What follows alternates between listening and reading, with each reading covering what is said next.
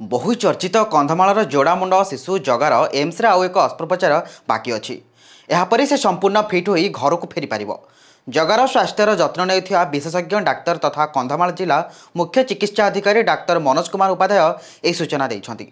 गत 3 वर्ष है जगा फुलबाणी स्थित जिला मुख्य चिकित्सालय मातृ एवं शिशु स्वास्थ्य यूनिटर स्वतंत्र कैबिनेट डाक्तर स्वतंत्र निरीक्षण रही आसुछि।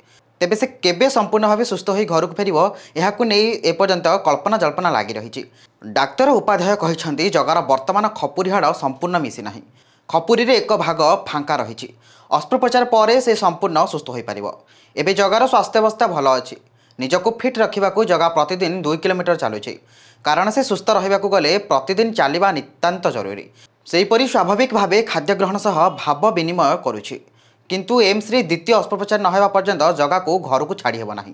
अन्यपटे जगह को वर्तमान 9 वर्ष होगा फल कंधमाल जिला प्रशासन जगार पाठपढ़ा व्यवस्था हाथ को नहीं।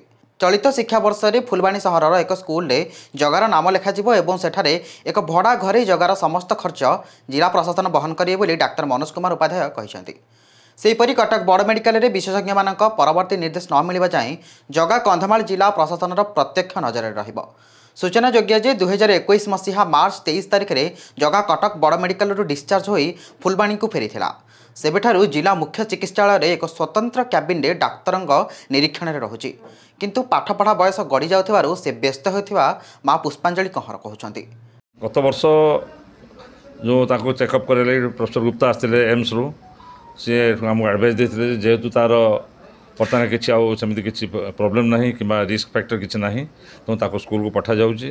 तेणु ये वर्ष आम तो प्लान करूँ स्कूल एडमिशन हम और तार लगे आम गोटे स्वतंत्र गोटे घर भड़ा नहीं रही सी और तार लगे गोटे स्पेशल इनसेंटिव अच्छी दिज्व जहाँफल सी रही पाठ पढ़ी पार।